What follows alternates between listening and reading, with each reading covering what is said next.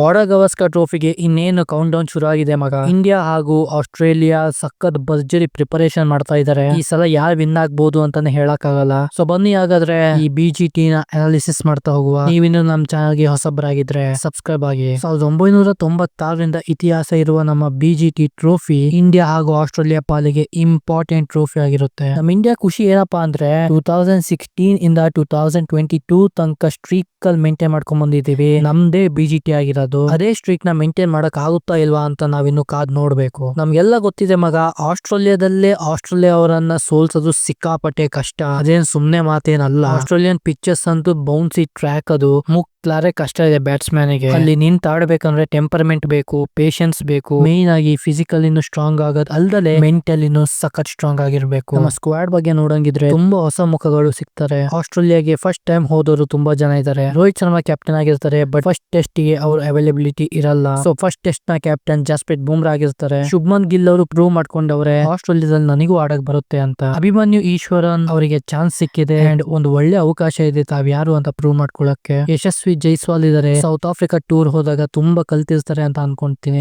ನಮ್ಮ KL ರಾಹುಲ್ ಗೆ ಇದೊಂದು ಒಳ್ಳೆ ಆಪರ್ಚುನಿಟಿ. ಆಸ್ಟ್ರೇಲಿಯಾದವರು ಹೆದ್ರದೆ ಇಬ್ರಿಗೆ, KL ರಾಹುಲ್ ಅದು ಬಿಟ್ರೆ ವಿರಾಟ್ ಕೊಹ್ಲಿ. ಆಸ್ಟ್ರೇಲಿಯಾದವರಿಗೂ ಗೊತ್ತಿದೆ ಅವರಿಬ್ರು ನಿಂತ್ರೆ ಮ್ಯಾಚ್ ನ ಫಿನಿಶ್ ಮಾಡೇನೆ ಹೋಗೋದು ಅಂತ. ಸೊ KL ರಾಹುಲ್ ನ ಟೆಸ್ಟ್ ಕೆರಿಯರ್ ಇಲ್ಲಿ ಡಿಸೈಡ್ ಆಗುತ್ತೆ ಅಂತ ಹೇಳ್ತೇನೆ. ಇನ್ನ ನಮ್ಮ ಕಿಂಗ್ ಕೊಹ್ಲಿ ಬಗ್ಗೆ ಹೇಳಂಗೇ ಇಲ್ಲ. ಬರೀ ಇಂಡಿಯಾದವ್ರಿಗೆ ಮಾತ್ರ ಅಲ್ಲ, ಆಸ್ಟ್ರೇಲಿಯಾದವರಿಗೂ ವಿರಾಟ್ ಕೊಹ್ಲಿ ಅಂದ್ರೆ ಸಿಕ್ಕಾಪಟ್ಟೆ ಭಯ ಇದೆ ಮಗ. ಮ್ಯಾಚ್ ನ ದಿಕ್ಕನ್ನೇ ಬದಲಿಸೋ ಏಕೈಕ ಪ್ಲೇಯರ್ ಅವರು. ವಿರಾಟ್ ಕೊಹ್ಲಿ ಆಸ್ಟ್ರೇಲಿಯಾದಲ್ಲೇ ಪ್ರೂವ್ ಮಾಡ್ಕೊಂಡವ್ರೆ. ಯಾಕೆ ಅವರು ಬೆಸ್ಟ್ ಆಫ್ ದಿ ಬೆಸ್ಟ್ ಅಂತ ಗೊತ್ತಾಗುತ್ತೆ. ವಿರಾಟ್ ನ ನಂಬರ್ಸ್ ನೋಡ್ತಾ ಇರ್ಬೋದು, ಬೇರೆ ದೇಶಕ್ಕಿಂತ ಆಸ್ಟ್ರೇಲಿಯಾದಲ್ಲಿ ಜಾಸ್ತಿ ಅವರೇಜ್ ಮೇಂಟೈನ್ ಮಾಡವ್ರೆ. ಸೊ ವಿರಾಟ್ ಗೆ ಆಸ್ಟ್ರೇಲಿಯಾ ಅಂದ್ರೆ ಒಂಥರ ಲವ್ ಗುರು. ಇನ್ನ ರಿಷಬ್ ಪಂತ್ ಬಗ್ಗೆ ಮಾತಾಡಂಗೇ ಇಲ್ಲ. ಅವ್ರು ಲಾಸ್ಟ್ ಟೈಮ್ ಬ್ಯಾಟಿಂಗ್ ಮಾಡಿದ್ ನೋಡಿಯೇ ಸಾಕು ಆಸ್ಟ್ರೇಲಿಯಾದವರು ದಂಗಾಗಿರ್ತಾರೆ. ಒಬ್ಬ ಕೀ ಪ್ಲೇಯರ್, ಒಬ್ಬ ಎಕ್ಸ್ ಪ್ಲೇಯರ್ ನಮ್ಮ ಇಂಡಿಯನ್ ಟೀಮ್ ಯಾರಪ್ಪ ಅಂದ್ರೆ ಅದೇ ರಿಷಬ್ ಪಂತ್. ಇನ್ನ ಸರ್ಫರಾಜ್ ಖಾನ್ ಇದಾರೆ, ಧ್ರುವ್ ಜುರಲ್ ಇದಾರೆ. ಇನ್ನ ಅಶ್ವಿನ್ ಜಡೇಜಾ ವಿಷಯಕ್ಕೆ ಬಂದ್ರೆ ಬೌಲಿಂಗ್ ಇಂದ ಕಾಂಟ್ರಿಬ್ಯೂಟ್ ಮಾಡಕ್ ಆಗ್ದಲೇ ಇರ್ಬೋದು. ಯಾಕಂದ್ರೆ ಬೌನ್ಸಿ ವಿಕೆಟ್ಸ್ ಆಗಿರುತ್ತೆ, ಸ್ಪಿನ್ನಿಂಗ್ ಅಷ್ಟೊಂದು ಸಾಥ್ ಸಿಗಲ್ಲ. ಬಟ್ ಅವ್ರ ಬ್ಯಾಟ್ ಇಂದ ರನ್ಸ್ ಬಂದ್ರೆ ಟೀಮಿಗೆ ಒಂದು ಒಳ್ಳೆ ಹೆಲ್ಪ್ ಆಗುತ್ತೆ. ಇನ್ನ ಮೊಹಮ್ಮದ್ ಸಿರಾಜ್ ಮಗ ಟೆಸ್ಟ್ ಅಂತ ಬಂದ್ರೆ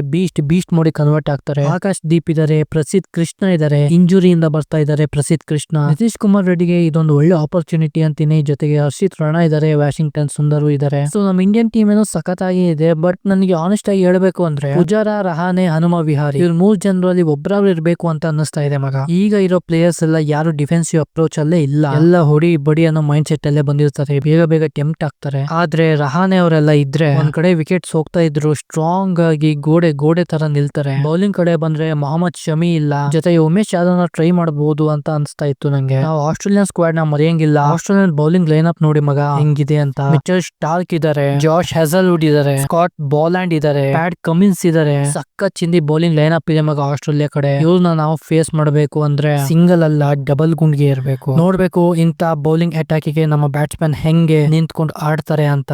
ಈ ಬಾರ್ಡರ್ ಗವಾಸ್ಕರ್ ಟ್ರೋಫಿ ಏನಾಗುತ್ತೆ ಅಂತ ಪ್ರಿಡಿಕ್ಷನ್ ಮಾಡಕ್ ಆಗಲ್ಲ. ಹೋಪ್ಫುಲಿ ನಮ್ಮ ಇಂಡಿಯನ್ ಕಡೆನೆ ಹೋಗ್ಲಿ ಅಂತ ಅನ್ಕೊಂತೀನಿ. ರಿಸಲ್ಟ್ ಏನಾಗುತ್ತೆ ಅಂತ ನೀವು ಕಮೆಂಟ್ ಹಾಕಿ. ನನ್ನ ನೆಕ್ಸ್ಟ್ ವಿಡಿಯೋ ಬರೋ ತನಕ ಕ್ರಿಕೆಟ್ ನೋಡ್ತಾ ಇರಿ, ಆಡ್ತಾ ಇರಿ.